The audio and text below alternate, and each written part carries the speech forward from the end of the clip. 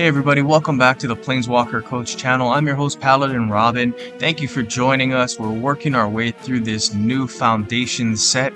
We're working to it together. And you know what, guys? We're excited to have you with us. So thank you for spending some time with us today. We're going over the top 10 cards of each rarity. This video, as you can see, is about the mythic cards that you'll have for this set.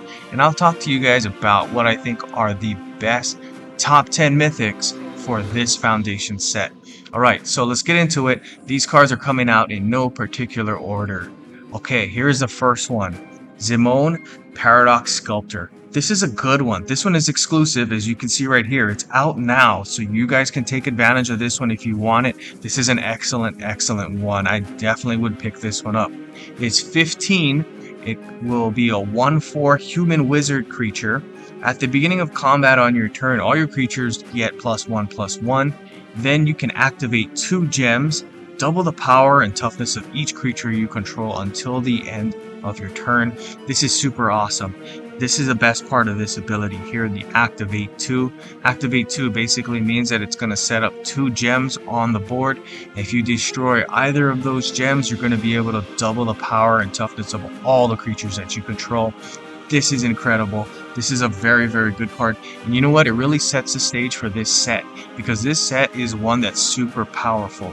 You're going to find that there's a lot of cards in this set that double the power, double the toughness, double damage that you do to your opponent, things like that. And that's what makes this set really strong. And here's a good card that really does a great job of doing this. I would try to hit that every turn. In fact, you get both of them every turn. That's going to be nasty. This is an excellent card. Here's the next one. If you've been paying attention, you know how much I love this card. Midnight Snack. I love snacky snacks, and let me tell you, this is a great card. This is a tasty card here. You can take a look at the video that I made for this one. This is one of the spoiler cards that I did a video for before this set came out. This is an excellent one. I'll read it to you here. When this support enters the board and at the beginning of your turn, create 4 food tokens. Then if you have full life, destroy all gems. At the end of your turn, your opponent loses X life. X is the amount of life you gain this turn. There's a ton of ways to use this card. You can watch the video that I put out for the spoiler to see those things in depth. But like I said in the video, this is a really important part. Your opponent loses X life. X is the amount of life that you gain this turn. And this is super important. What I would do is try to gain a ton of life. There's a lot of ways to do that, right? You can use double strike creatures with that beautiful life link ability. That's going to help you do that. There's going to be cards that you'll see in these videos that when a creature comes into play, you gain a life. You can throw tons of creatures into play on a turn, gain lots of life, and then just use this to wreck your opponent at the end of the turn. Excellent stuff. I love this card. It's a great card. Right, here's the next one, Rise of the Dark Realms. It's a good card for 24.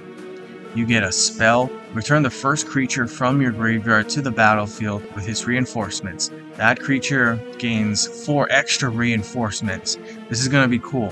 What I would definitely do is have a nice big creature in your graveyard, return it, and then get the reinforcements here. And if possible, maybe that one's got the ability to attack on that very turn. And if it's something big, kind of like Gaia's Revenge, you're going to be able to do a ton of damage. What I would also do is make sure you destroy that creature by the end of the turn. Because if you destroy that creature by the end of the turn, play this one again, you're going to get that creature to come into the battlefield with the 4 reinforcements that you put on last turn, and then put another 4 on there. That's going to be crazy if it's a Gaia's Revenge, right? Especially because you get to attack on the turn that it comes in because of the haste, and that's just going to be ridiculous. This is a cool card. I would especially like to use this one with maybe the A Cool card. I think I love that card a lot. You guys can tell, it's in my videos. And also maybe Grist, right? Grist is one that you're going to find is a good planeswalker for throwing cards into the graveyard and making yourself an advantage just on those cards that are in the graveyard. So this is a good one here. Alright, the fourth one on our list, Herald of Eternal Dawn. When this creature enters the battlefield, you gain prevent damage until the beginning of your next turn. This is a good one for Flicker, right? Those of you guys that have been watching my videos, you know I love Flicker. Flicker is when you exile a card and then bring it back. For a card like this, if I was to play this card here with maybe Abuelo's an excellent card. Okay, what's going to happen is this creature is going to come into play. I'm going to get prevent damage, so my opponent's not going to be able to do any damage to me. Then Abuelo, of course, when Abuelo attacks, it's going to exile this card and then bring it right back. Okay, that's going to happen every single turn. And what that basically means is I'm going to get prevent damage for my Planeswalker every single turn. As long as you don't mess up that combo, then you're going to be fine. You're going to be able to keep yourself from taking damage, and that's going to be great, guys. That's going to be excellent. Here's number 5, and if you've been paying attention to spoiler season, you've seen this one already, right? This one is the Twinflame Tyrant. You can find how to play this one in depth, and then some very good coverage on Main Loop's page. Main Loop does a terrific job of explaining cards, explaining strategies, and just really helping you to be better at this game. This is a good one. I would say take a look at his stuff for an in-depth perspective on how to rock it with this one here. But for you, just really quickly, this is what I would do. When a spell or creature deals damage to an opposing creature or opponent, double that damage. Obviously, what I would do is try to use some spells that do a ton of damage. Also, creatures that do a ton of damage. This is nothing big. This is nothing new, right? Spoiler alert. This is easy stuff. So this one is a very easy one to play with. You're going to want to make creatures big, and this is going to help you to just do even more damage. All right, for more in-depth information on this one, like I said, go check out Main Loop. He's got some great ideas. I would go Spell Slinger on this one. Just try to load up tons and tons of spells that just do damage. So cool. Excellent card here. Alright, here's the next one. Sphinx of Forgotten Lore. For 17, you get a Sphinx. It's a 6/6 creature with flying and flash. When this creature attacks, return the first spell card with mana value 15 or less from your graveyard to your hand. That card gains full mana. This is a really good card to pair with the one I just showed you, especially in decks where you want to throw a ton of spells at your opponent. This is a really good one for that kind of a deck.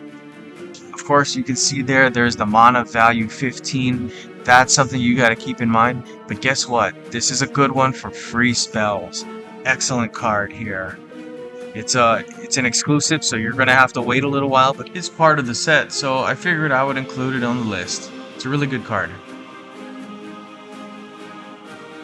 Alright, here's another one. This one is also an exclusive. This one is Kroko Mob Boss. It's a Goblin Warrior for 16. At the beginning of your turn, reinforce all Goblin creatures you control. Then create X Goblin tokens. X is the number of Goblin creatures you control, including their reinforcements. This is a really good one that we've seen with Kroko before, because Kroko is kind of one of those that just loads you with tons and tons of goblins, and that's super cool. This one is going to basically help you to get a ton of goblins out. There are certain cards that you can use to help you to increase the goblins that you have, just make them come out faster and faster. But once you got this one going, this is going to be incredible. It's a good card. Alright, here we are, number 8. Quill, Great Worm. It's a 7/7 creature for 14. It's got Defender and Trample. When a creature you control deals combat damage to a creature, it gets XX. X is the damage dealt this way. When a non-token creature you control is reinforced, if this card is in your graveyard, increase its level by 1. When this card's level becomes 6 or more, return this card to the battlefield under your control. This one is a good one. I like this one a lot because of the ability to just get that big +X+X. That's going to help you to develop your creatures, to make them strong, make them really big. The only thing I would say here is make sure you are able to protect this creature. Obviously, it's got Defender, so it's going to block, but you're going to want to make sure you protect them. Something that's going to give it first strike would be nice. Double strike is good too. Prevent damage is also good. Like I said, you really want to protect this one.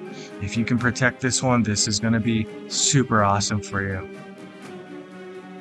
Alright, here's number 9, Bloodthirsty Conqueror. When your opponent loses life, you gain that much life. This can be triggered 4 times. Alright, so this is a good one. Obviously, you're going to want to do a ton of life damage to your opponent.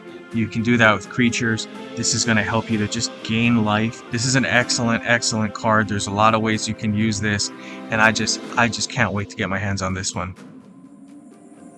Okay, here's the last one. This one is a support enchantment, Doubling Season. When a non-token creature you control is reinforced, reinforce it twice instead. When a creature you control is buffed, that creature gets +1/+1 for each of its reinforcements.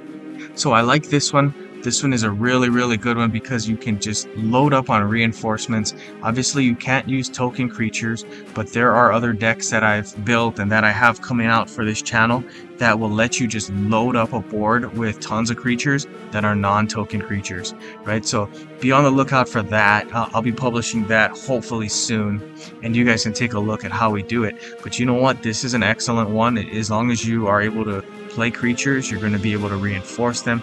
That's going to help you in so many ways, get your creatures bigger and stronger. The thing that I like about this one here is when a creature you control is buffed, that creature gets +1/+1 for each of its reinforcements. Now here's an interesting thing. I don't have this card obviously, right? But I'm hoping to see what it does here, because when a creature gets buffed, it's going to get 1/1 for each of its reinforcements. Well, that's a buff in itself, right? So theoretically, and I haven't played this one obviously, theoretically what can happen is you get a buff just by using this, and then it should give you another buff. And because that's considered a buff, it should give you another buff. Obviously, I don't think it works that way.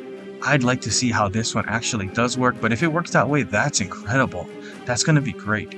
I like this one a lot, and I'm just hoping for some really good things from this card, and that's why I put it on here, guys. This one has the potential to do some really good things for you. Anyway, that's it for me. Like and subscribe, share with all your friends. That really helps the channel. And good gaming, guys.